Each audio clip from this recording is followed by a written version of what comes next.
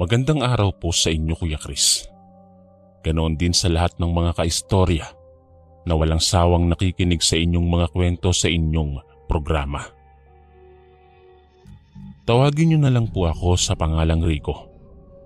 38 taong gulang at kasalukuyang nakatira ngayon dito sa Antique. Ang kwentong aking ibabahagi ay patungkol sa isang estranghirong lalaki na nakasalamuha ko nung nagkaroon ng piyesta dito sa aming lugar sa probinsya. Besperas ng piyesta noon nang utusan ako ng aking nanay na bumili ng karne at lamang loob ng baboy upang gawin naming putahe at bopis. Dahil wala naman kaming alagang baboy, naisipan na lamang namin na bumili lamang ng karne sa palengke. Magtatakip silim na noon ang pumunta ako sa palengke. Mabuti na lamang at may inabutan pa akong mga nagtitinda sa katayan ng baboy. Pagkatapos bumili ay masaya at nagmadali akong umuwi dahil may kalayuan ng aming bahay. Tumutulo pa ang dugo ng sariwang karne kahit nakaplastik na ito. Sa kalagitnaan ng aking paglalakad ay naramdaman ko na para bang may nilalang na sumusunod sa akin. Lumingon-lingon ako sa aking paligid pero wala akong taong nakikita. Ang tanging naapuhap ko lamang ay ang mga sira-sira at abandonadong bahay sa gilid ng tinatahak kong daanan. Nang sandaling iyon ay tila bumigat ang simoy ng hangin. Nagsitindigan tuloy ang aking mga balahibo sa braso at batok. Gayunpaman ay ipinagpatuloy ko pa rin ang aking paglalakad kahit pa nabalisa ang aking isipan. Hindi ko maipaliwanag kung bakit pinagpapawisan ako kahit sobrang lamig ng paligid.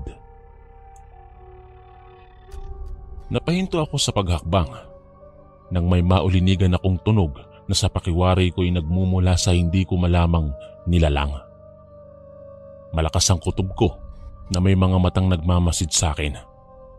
Mata ng pagmamay-ari ng isang nilalang ng dilim na naroong nakakubli sa masukal na bahagi. Hindi ako nagpatinag. Mabilis kong inihakbang ang aking mga paa. Paspasan akong naglakad na nasundan ng sunod-sunod na pagkaluskos sa paligid ko. Hindi ko maiwasang mapalingon sa aking likuran. Lingon sa likod, sa magkabila kong gilid at muling idadako ang tingin sa aking harapan. Nang aksidente akong napalingon sa aking likuran, nakita ko ang isang itim na malaking aso. Umaangil ito at nagtutuluan ng mga laway na wari bang takam na takam. Wala akong sulo ng oras na iyon at mabuti na lamang at bilog na bilog ang buwan, kaya kahit papaano ay naaaninag ko ang daan. Tumakbo ako palayo sa malaking itim na aso. Sobrang bilis ng kabog ng aking dibdib dahil sa takot. Maya-maya lamang, sa sobrang liksi ng nilalang ay naabutan ako nito. Dinambahan ako nito mula sa likod, dahilan para madapa ako sa lupa. Sobrang bigat po kasi ng malaking paa ng aso na yon. Nag-iwan pa iyon ng mga mahahabang kalmot sa aking likod. Damang-dama ko kung paanong bumaon sa aking balikat ang matatalas at mahahabang kuko ng asong yon. Takot na takot ako. Buong akala ko ay iyon na ang katapusan ng aking buhay. Yun pala, ang karning daladala ko ang puntirya ng aso. Sinunggaban nito ang supot ng karne na aking tangan. Pagkatapos ay tumakbo ang aso palayo. "Panghanda namin yan sa piyesta. Ibalik mo yung hayop ka." Biglang nawala ang takot na nararamdaman ko. Pakiramdam ko ay normal na aso lamang ang aking nakainkwentro. Mas natakot ako na baka ay mapagalitan ako ng aking nanay kung wala akong madadalang karne pa uwi. Naisipan kong tumayo at kumuha ako ng isang matulis na patpat at hinabol ko ang aso. Sa bawat bato na aking nakikita o kahit kahoy ay pinupulot ko upang ibato sa aso. Maya-maya lamang ay napahinto na lamang ako sa aking pagtakbo dahil huminto rin ang aso sa pagtakbo. Habang kagat-kagat nito ang supot ng karne, ay lumingon ito patungo sa aking direksyon. Ang mukha ng aso ay mas bumagsik pa. Galit na galit siguro ito sapagkat nasaktan ko siya sa bawat pagbato na aking ginagawa kanina. Bumagsak ang supot ng karne sa lupa dahil binitawan iyon ng bibig ng aso. Umangil ang aso at nagkiskisan ng mga pangil at tumakbo patungo sa aking direksyon. Agad ko namang inihanda ang aking sarili. Tinibayan ko ang pagkakatayo ng aking paa. Tiniyak ko na hindi ako mabubuwal at palaging nakabalanse ang aking katawan sa oras na dambahan ulit ako ng aso. Nang marating na nga ng aso ang aking kinatatayuan, dumamba ito. Agad ko namang ipinwesto ang matulis na patpat na aking hawak. Kasabay sa pagdamba ng aso sa aking harapan ay ang pagtusok ng patpat sa kanyang tagiliran. Umungot ang aso sa sobrang sakit. Pagkatapos ay paika-ika itong tumakbo palayo sa akin. Muli nitong kinuha ang nakaplastik na karne. Dahil batid kong nanghihina na ito, sinundan ko ang aso. Alam kong hindi agad yun makakalayo. Nakita kong pumasok sa isang abandonadong bahay ang aso na yon. Marahan akong sumunod sa pinuntahan ng aso. Hinanap ko ang aso ngunit wala akong nakita. Ang naabutan ko lamang doon sa loob ng isang abandonadong bahay ay isang matandang lalaki na uugod-ugod na. Hawak-hawak nito ang kanyang tiyan habang sa kanyang tabi ay makikita ang supot ng karne na binili ko sa palengke. Agad naman akong nagtaka. Inilibot ko ang aking tingin sa paligid upang hanapin ang aso.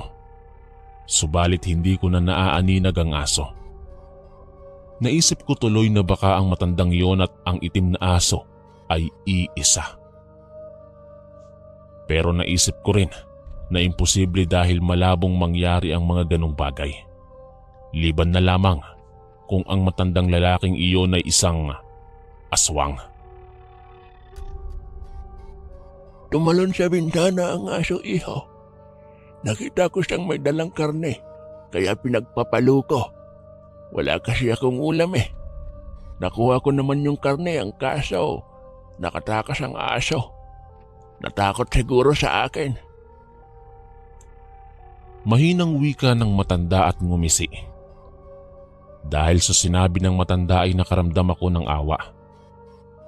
Hindi ko po kasi akalain na may nakatira pa pala sa sirasirang bahay na yon. Nakiusap sa akin ng matanda na kung pwede ay bigyan ko raw siya ng karne, subalit hindi po ako pumayag dahil kakaunti lamang po ang karne na aking binili. Sapat lamang iyon sa amin. Kung bibigyan ko pa ang matanda, baka ay wala nang makain ng mga taong bibisita sa aming bahay sa araw ng piyesta. Nang makuha ko na ang karne ay agad akong nagpaalam sa matanda upang umalis. Mabilis akong naglakad pa uwi at tumakbo na rin upang mas mapadali ang aking pag-uwi. Nang makarating sa aming bahay ay nakita akong nag-aabang na ang aking nanay sa may pintuan. Alalang-alala siya dahil ang tagal ko raw bumalik. Nang gabing yon ay nagluto kami ng tanging maiuulam lamang at ang ibang karne ay pinakuluan na lamang at kinabukasan na lamang namin lulutuin sa araw ng mismong piyesta. Ang konti naman ng handa natin, tay. Baka naman po pwedeng katayin natin ng mga panabong mong manok. Pabiro kong sambit sa aking ama. Napagalitan niya ako dahil sa aking sinabi. Ayon po kasi kay tatay, mamalasin daw siya sa sabong kapag nagsasambit na kakatayi ng kanyang mga alagang tandang. Gayunpaman ay nauwi pa rin sa tawanan ang aming kwentuhan sa pagkainan. Pagkatapos naming kumain, ay agad akong umidlip dahil excited na akong sumapit ang piyesta. Magkakaroon kasi ng kasiyahan sa aming purok. May sayawan na magaganap sa liwasan at marami ang mga maghahanda ng pagkain. Kahit kakaunti lamang ang aming ihahanda, ay excited pa rin ako dahil iba talaga sa pakiramdamang pagdiriwang ng piyesta. Nang namukadkad ang bukang liwayway, ay kaagad akong nagising dahil sa ingay ng mga nagpaparada. Gumala ako sa liwasan at ang daming mga nagtitinda roon ng mga kakanin. Ang daming mga naglalako ng kung ano-anong uri ng paninda. Ang ibang tindero ay may mga binebentang mga kakaibang bagay na ayon sa kanila ay pananggaraw o kontra sa mga aswang. Dahil hindi naman ako naniniwala sa mga aswang, hindi ko yon pinansin. Aliw na aliw ako sa mga rabbit at mga sisiw na may iba't ibang kulay. Sa kabilang dako naman ay mga salamangkero na nagpapakitang gilas sa pamamagitan ng pagmamagic. Nakikain din ako sa mga kabahayan na may mga handa. Nang mapagod ay umuwi muna ako at tumulong sa aking nanay sa pagluluto. Bahagya akong nalungkot dahil wala kaming bisita. Nainggit ako sa ibang mga bahay doon sa aming lugar na may maraming mga tao. Sa mga bahay na pinuntahan ko ay maraming mga bata. Pero sa amin, wala man lang akong nakakalaro. Pero kahit ganoon, masaya pa rin ako kasama ang aking nanay at tatay. Nagpaalam na rin ako sa kanila na gusto kong gumala ulit sa liwasan kapag kumagat na ang dilim. Marami po kasing mga kasiyahan ng magaganap sa piyestahan, lalo na kung gabi. Agad namang pumayag ang aking nanay at tatay. Dahil sa tuwa ay minainam ko muna ang matulog upang pwede akong magpuyat sa mga susunod na sandali. Nang magising ako ay nagulat ako dahil gabi na pala. Hindi man lang ako ginising nila nanay at tatay. Hindi na ako nagbihis pa at nagmadali akong nagpaalam sa magulang ko. Tanga ng flashlight ay tumakbo ako patungo sa liwasan. Doon ay naabutan kong nagsasayawan ng mga tao. Ang ingay ng mga tugtugin at ang daming mga batang naglalaro. Nakipaglaro ako at nakipaghabulan din sa mga kapwa kong mga bata. Maya-maya lamang ay may nabangga akong isang matandang lalaki. Bumulagta ang matanda sa lupa dahil sa lakas ng pagkakabangga ko sa kanya. Nagulat ako at nag-alala dahil sa aking nagawang kasalanan. Agad ko namang tinulungan na tumayo ang matanda at humingi ako sa kanya ng patawad. Nang makita ko ang mukha ng matanda, tsaka ko nalaman na siya ang matandang nakita ko kahapon. Siya yung tumulong sa akin na agawin sa aso ang binili kong karne. Lo, kayo po pala yan. Bakit po napadayo kayo dito sa piyesta ng aming lugar? Tanong ko sa kanya at ngumisi naman ang matandang lalaki at tinapik ang aking balikat. Ihaw, nagugutom na kasi ako. Wala akong makain sa amin eh. Nalaman kong piyesta pala dito kaya sumadya ako dito para makakain ako. Marami kasing handa dito eh. Tugon ng matanda sa akin.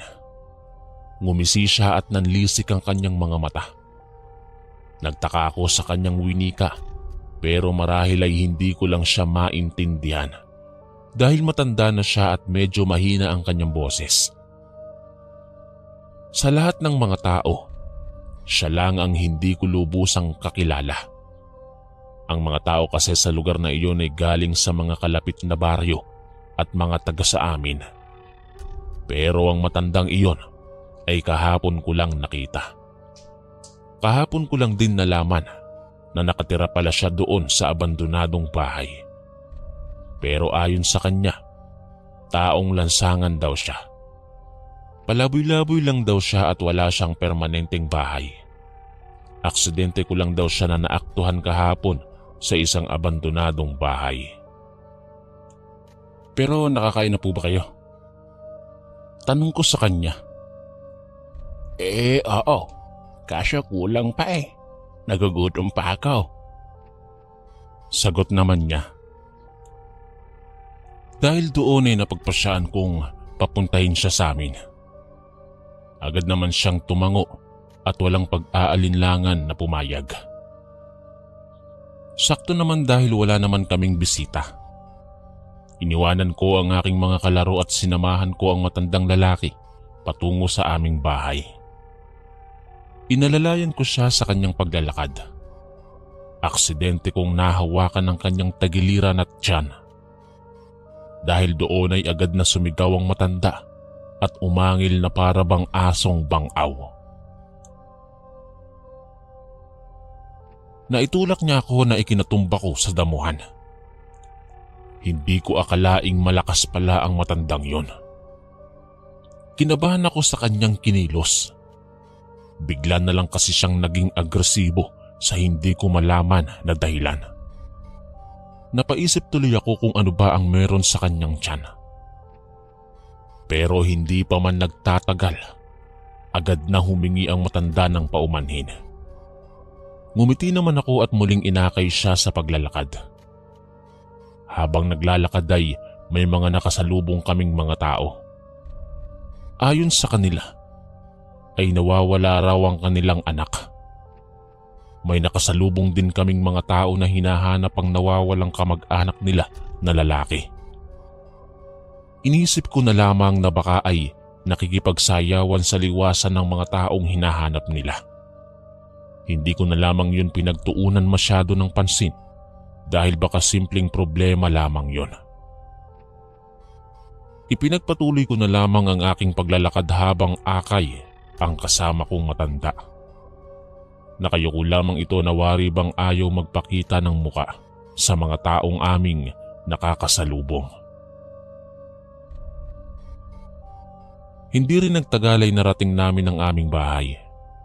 Doon ay nakita kong nakaabang sa pintuan ng bahay namin ang aking ina. Tinanong niya ako kung sino ang aking kasama at sinabi kong isang mabait na kaibigan. Isinalaysay ko sa aking nanay at tatay na ang matandang lalaking iyon ay isang palaboy na kinakailangan ng pagkain. Dahil likas sa aming pamilya ang pagiging maawain, agad nilang pinatuloy ang kasama kong matanda pagkatapos ay hinainan nila ng pagkain. Alo, pasensya na po kayo kung kakaunti lang ang handa namin. Ito lang kasi yung karne na binili ko kahapon. Wika ako sa matanda.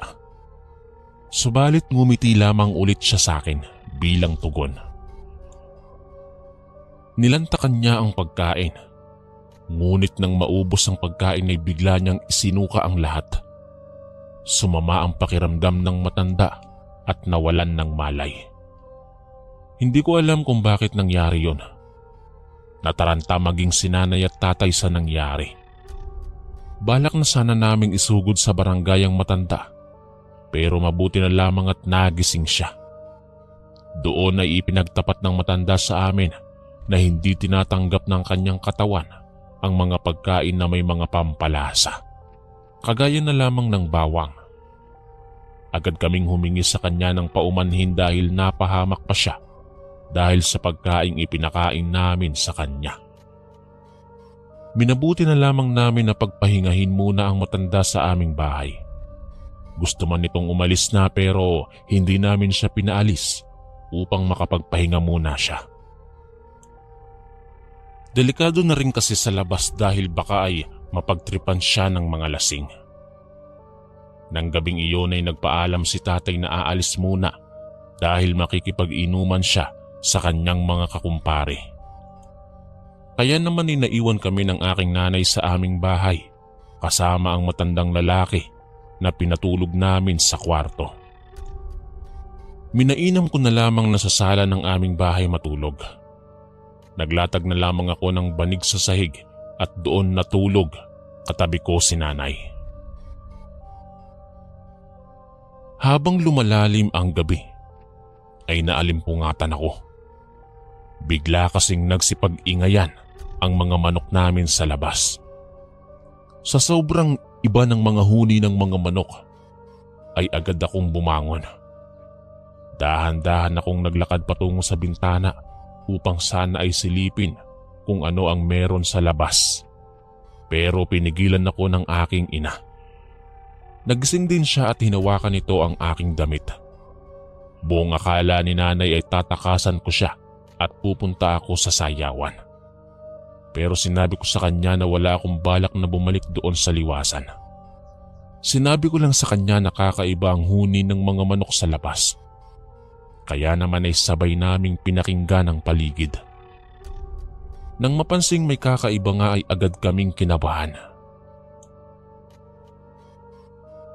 Binuksan ni nanay ng bahagya ang bintana. Doon ay nanlaki ang kanyang mata dahil sa kanya raw na nakita. Sinabi niya sa akin na may malaki at itim na aso raw sa labas.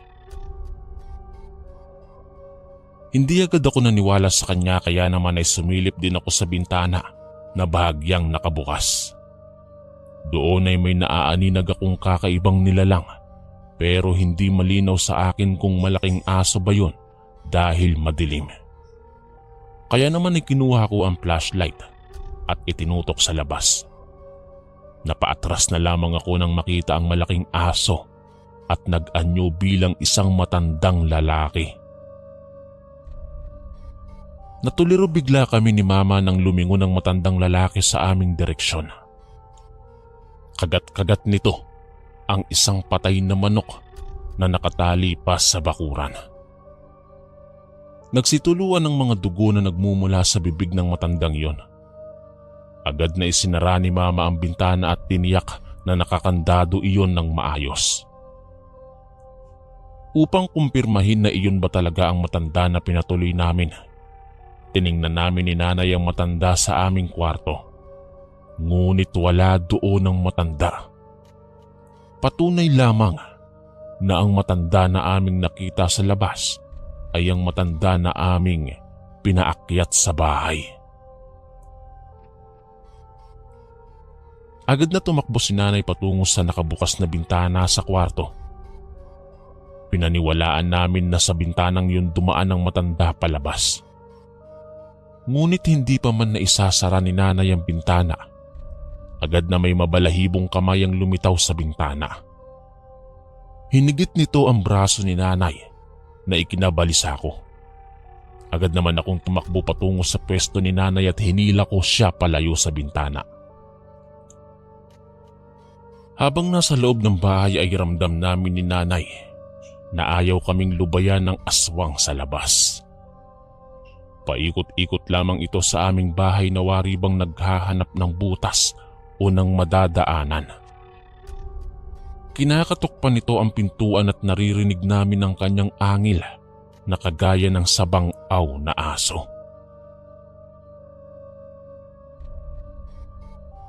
Maya-maya lamang ay biglang tumahimik ang paligid. Bahagyang nabawasan ang kaba namin ni nanay, pero muling bumalik ang takot namin nang marinig ulit namin ang malakas na pagkalabog sa aming bintana.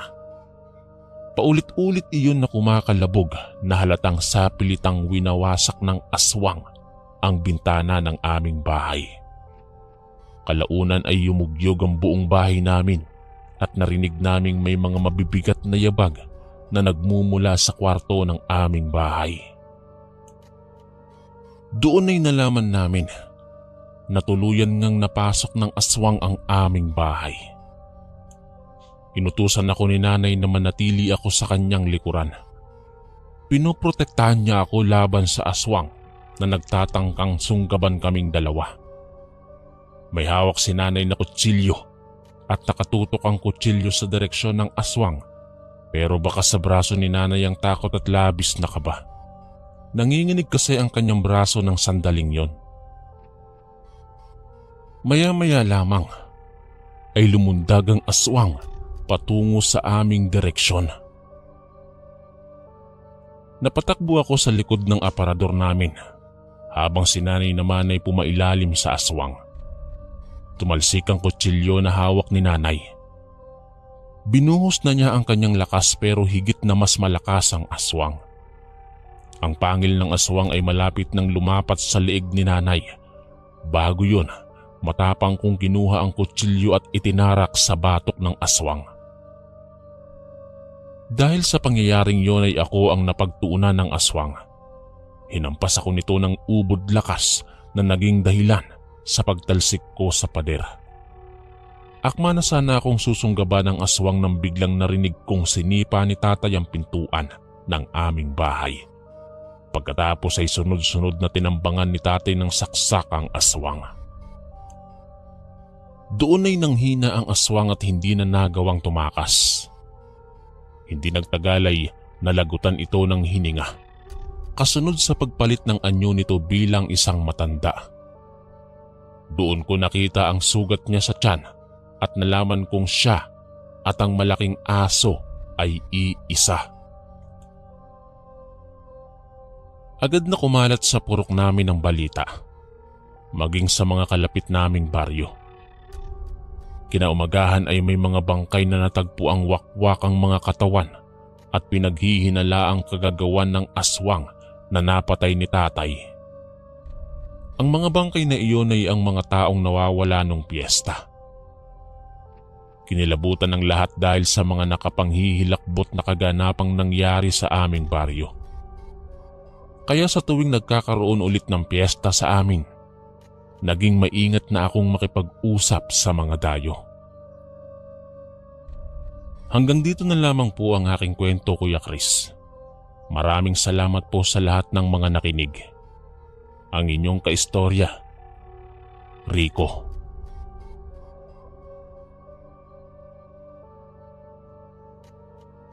Magandang araw, Kuya Chris, at sa lahat ng nakikinig sa inyong programa. Itago na lamang ninyo ako sa pangalang Diana, Tubong, Pangasinan. Ang kwentong aking ibabahagi sa inyo ay tungkol sa aking karanasan na pumapatungkol naman sa mga aswang. Kilala ako bilang masipag, mabait, matulungin at responsableng anak. Ganito ako inilarawan ng aking mga magulang at iba pang mga taong nakapaligid sa akin. Ibang-iba raw kasi ako sa ibang mga anak dahil ang iba ay puro gala lamang at sumasagot-sagot pa sa kanilang mga magulang. Sa katunayan, mabait naman talaga akong anak. Masipag akong mag-aral at ginagawa ko ang aking responsibilidad. Isang araw, maaga akong pumasok sa paaralan. College student ako noong mga panahong iyon. Kahit malayo ang aming bahay sa paaralan, nagsusumikap pa rin akong pumasok ng maaga at makapagtapos sa pag-aaral. Nang makarating ako sa loob ng paaralan, sinalubong ako ng mga kaklase ko at sila rin ang mga kaklase ko na masasabi kong partner in crime ko sa paaralan. Palagi kaming magkakasama, lalo na kapag free time namin. Sabay rin kaming kumakain at lumalabas sa paaralan. Nang makalapit sila sa akin, kaagad nila akong hinila patungo sa kinaroroonan ng isang lalaki. Nagulat ako dahil sa ginawa nila. Wala naman kasi akong kaalam-alam kung sino ang lalaking kaharap ko. Inaasar-asar pa nila ako sa harap ng lalaki. Teka, anong ibig sabihin nito? Bakit niyo ako pinagtutulakan palapit sa lalaking ito? Reklamo ko sa kanila. Siya si Brian, Diana. Crush na crush ka raw niya. Sagot ni Pilis, isa sa mga kaibigan ko. Napaawang ang aking labi nang marinig ko ang sinabi ni Pilis na crush daw ako ng lalaking nasa harap ko. Tiningnan ko ang binata mula ulo hanggang paa at nagtagpo ang aming mga tingin. Hindi ako makapaniwala na crush ako ng lalaking nasa harap ko. Pero in fairness, gwapo siya at matangkad. Matangos ang ilong. Makapalang mga kilay at maganda ang hugis ng kanyang labi. bigla akong nakaramdam ng hiya habang nakatayo ako sa kanyang harapan. Maya-maya ay kinausap niya ako. Naghiyawan ang aking mga kaibigan na para bang kinikilig sila sa aming dalawa ni Brian. Hindi kami magkaklase ni Brian, pero palagi niya akong dinadalaw sa classroom kapag free time namin. Sa patuloy na paglipas ng mahiwagang oras, mas lalo kaming napalapit ni Brian sa isa't isa. Niligawan niya ako at ginawa niya ang lahat ng kanyang makakaya upang makuha ang matamis kong oo.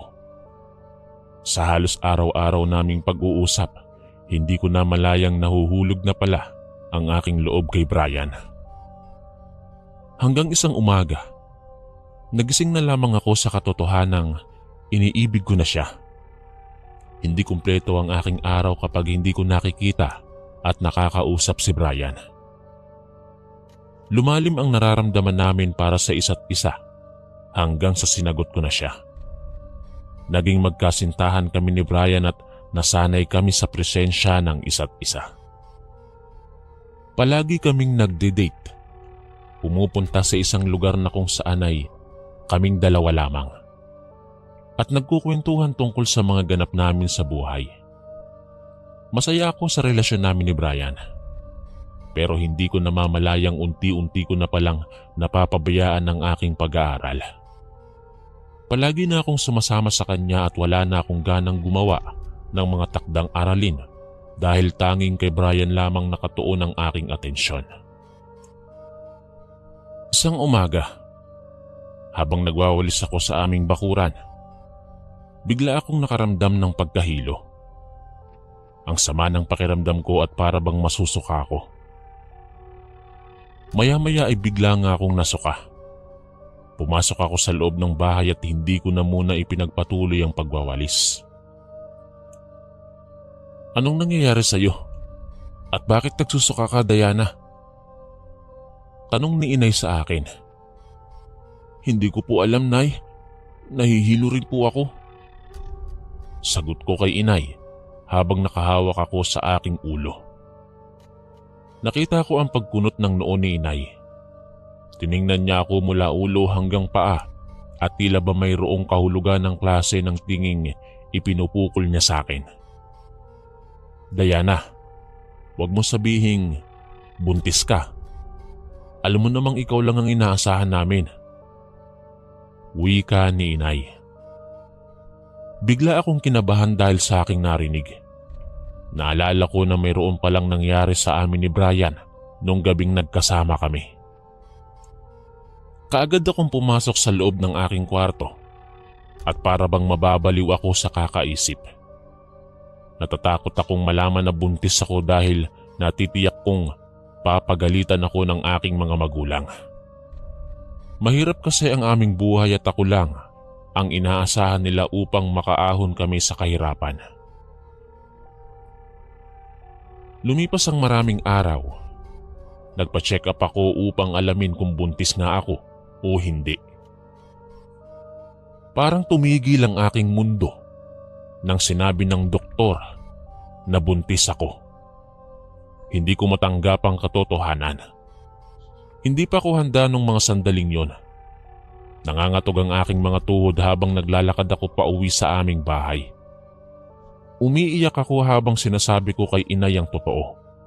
Nabuntis nga ako. Nadismaya ang aking mga magulang nang malaman nilang buntis ako. Nagalit sila sa akin at pinagsabihan nila ako ng mga masasakit na salita. Labis akong nagsisi dahil sa aking nagawa. Pero huli na ang lahat. Sapagkat nagbunga na ang ginawa namin ni Brian nung gabing nawala kami sa aming mga sarili. Bunsod ng labis na galit ay pinalayas ako ni na inay at itay. Wala na akong nagawa kundi ay ang lumayas na lamang. Doon ako tumira sa bahay ni Brian para lamang may matuluyan ako. Dahil doon, nagdesisyon kami ni Brian na hihinto na lamang kami sa pag-aaral at mag-aasawa na lamang kami. Laking pasasalamat ko sapagkat hindi ako hinayaan ng lalaking mahal ko. Nakatagpo ako ng mga bagong kaibigan sa kanilang lugar. Natuto akong makisalamuha sa ibang tao na bago ko lamang mga nakilala. Hindi na rin kasi kami nagkikita ng mga dati kong kaibigan dahil hindi na ako pumapasok sa paaralan. Ilang buwan na ba yung dinadala mo? Tanong sa akin ni Rita, ang babaeng bagong kakilala ko. 21 years old pa lamang ako nung mga panahong yon. At 29 years old na ang babaeng maituturing ko bilang bagong kaibigan. Kagaya ko, ay maganda rin siya. Palagi siyang pumupunta sa akin upang kausapin ako. Madalas din siyang nagtatanong kung kailan ako manganganak. Para bang mas excited pa siyang magkaanak ako kaysa sa akin. Lumipas ang maraming buwan. Umabot na sa 7 buwan ang aking dinadala. 2 buwan na lang ang natitira ay manganganak na ako. Hindi na ako makapaghintay na mangyari yon. Iniingatan ko talaga ang batang nasa aking sinapupunan. Diana, wag na wag kang lalabas kapag gabi na ha. Sabi ng inay ni Brian. Bakit naman po tita? Tanong ko sa kanya. Dahil buntis ka, Diana. Baka kung ano pa ang mangyari sa anak mo kapag lumabas ka. Nako, marami pa namang aswang sa lugar na to. Sagot ng inay ni Brian. Bigla akong nakaramdam ng takot nang malaman kong marami palang aswang sa kanilang lugar. Mas lalo akong naging maingat lalo na sa pakikipagsalamuha sa mga taong hindi ko pa lubusang kilala. Marami kasing kabahayan sa lugar nila Brian, kaya naman ay marami din akong nakakasalubong kapag pupunta ako sa labas. Ang iba ay humahawak pa sa aking tiyan kahit hindi ko naman sila kilala. May mga pagkakataon na sumasakit ang aking tiyan sa tuwing hinahawakan nila ito. Nahihiya naman akong magreklamo dahil baka sabihing maarte ako. Karamihan sa mga humahawak sa aking tiyan ay mga matatanda. Hindi ko rin sinasabi kay Brian dahil baka pagalitan niya pa ako. Palagi pa naman niyang sinasabi sa akin na huwag akong masyadong lalabas at makikipagsalamuha sa mga tao sa labas. Wala raw silang tiwala sa mga kapitbahay nila. Bagong lipat lamang kasi ang pamilya nila Brian sa lugar na iyon at hindi pa rin nila kabisado ang ugali ng bawat taong malapit sa kanilang bahay. Isang umaga, habang naglalakad-lakad ako sa aming bakuran, bigla akong tinawag ni Rita. Sinabihan kasi ako ng inay ni Brian na mag-ehersisyo ako upang hindi ako mahirapan kapag manganganak na ako. Hindi raw kasi masyadong mahirap mag-labor kapag nag-e-ehersisyo ang isang buntis. Kinawayan ako ni Rita habang nasa labas siya ng aming gate. Maya-maya ay sumenyas siya na lumapit ako sa kanya. Wala akong ideya kung ano ang kailangan niya sa akin. Pero naglakad na lamang ako patungo sa kanyang kinaroroonan. Dahan-dahan lamang ako sa paglalakad upang hindi ako madapa. Iniingatan ko kasi ang batang nasa aking sinapupunan. Habang patuloy ako sa paghakbang patungo sa kinatatayuan ni Rita sa labas ng aming gate, napansin ko na parang may dala-dala siyang plato. Napatanong ako sa aking sarili kung ano ang laman ng platong yon. Maya-maya ay nakarating na rin ako malapit sa kinatatayuan ni Rita. Nakangiti siya sa akin habang nakatingin siya sa aking malaking tiyan. Wow! Ang bango ng tiyan mo, Dayan. Malaki pala. Wika ni Rita. Kumunot naman ang aking noo kung paanong naging mabango para sa kanya ang aking tiyan. Gayong hindi niya naman ito inaamoy. Hindi nagtagal ay ibinigay niya sa akin ang plato na mayroong lamang dinuguan. Sa una, hindi ko yun tinanggap sapagkat nahihiya ako. Pero pinilit niya ako ng pinilit. Ano ka ba naman, Diana? Tanggapin mo na itong dinuguan. Masarap to, promise. Niluto ko talaga yan para sa'yo. Sabi sa akin ni Rita. Dahil sa kanyang pamimilit, hindi na ako nakatanggi pa. Tinanggap ko na lamang ang inaalok niyang dinuguan. Hindi ko pa nga nakakain pero amoy na amoy ko na ang masarap niyang luto. Kagad akong nagpasalamat kay Rita dahil sa binigay niyang dinuguan. Pagkatapos noon ay nagpaalam na siya sa akin at saka umalis. Kagad naman akong pumasok sa kusina at kumuha ng kanin.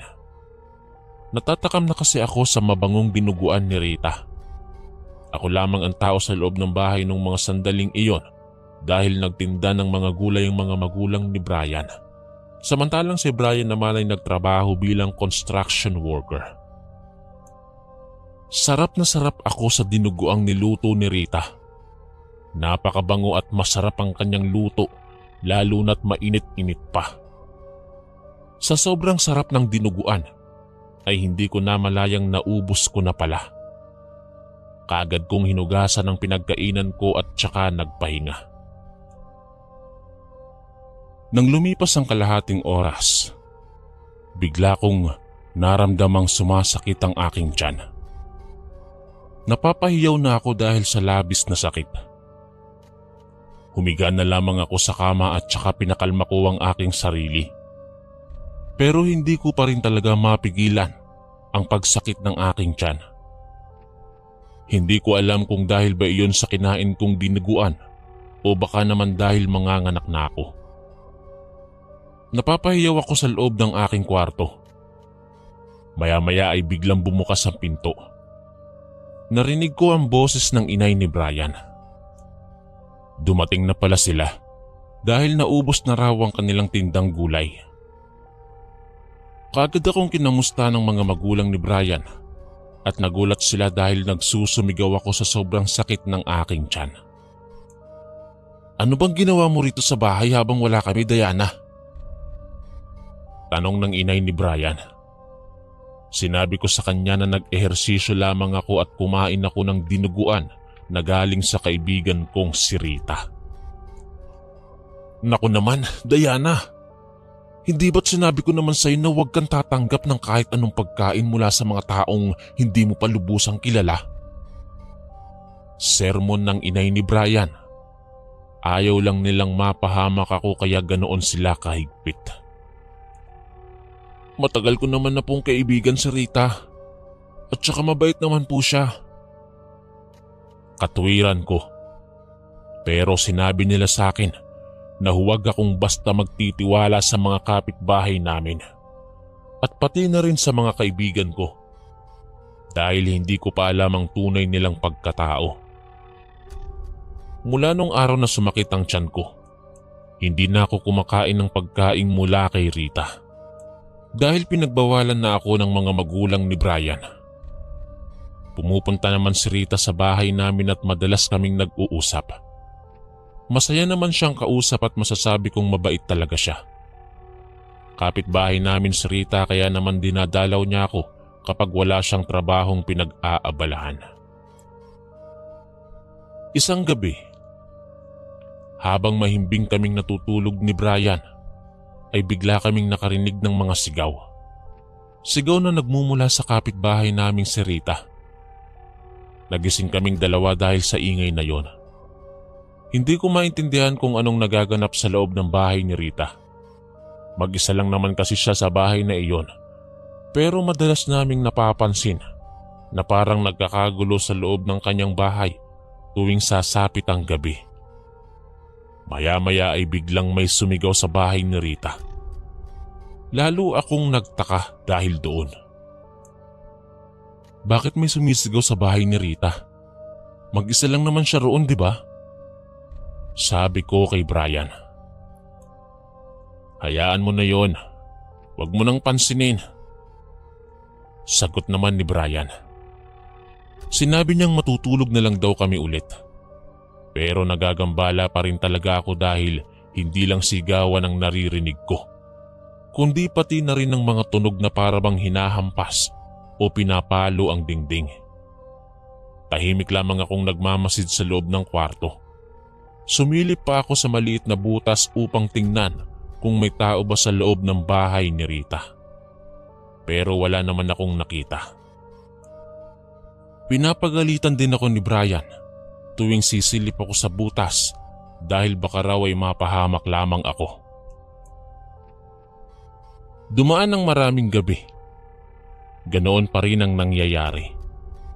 Palagi ko pa ring naririnig ang mga sigawan at tunog na nagmumula sa bahay ni Rita.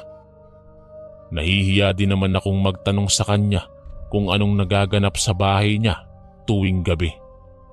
Mas pinili kong tumahimik na lamang dahil baka isipin ni Rita na masyado akong pakialamera.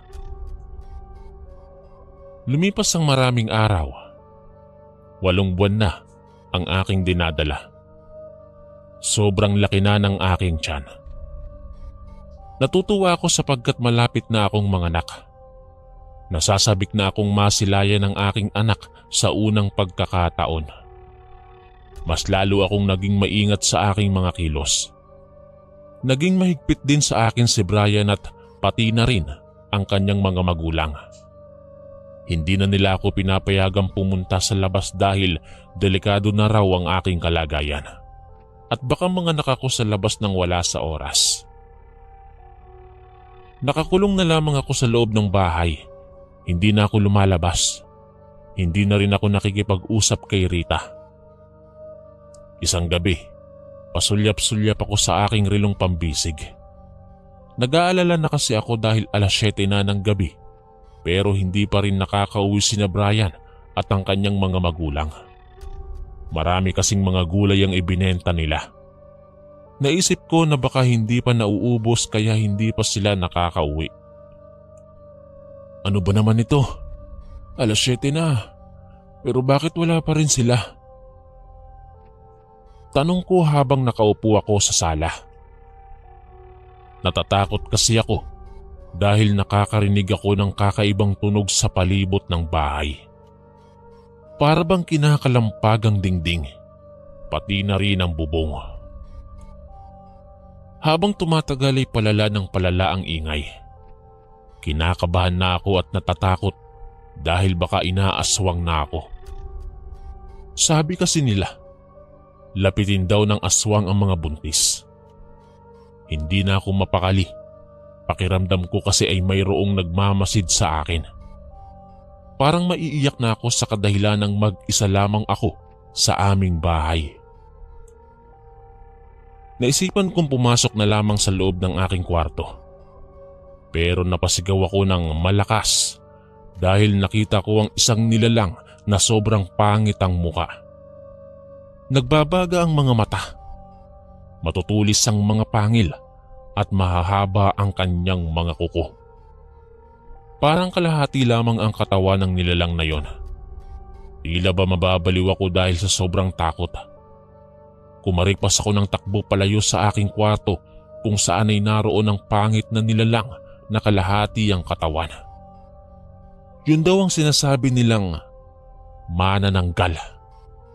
Sigaw ako ng sigaw ng tulong habang dahan-dahan kong binabagtas ang daan palabas sa aming gate.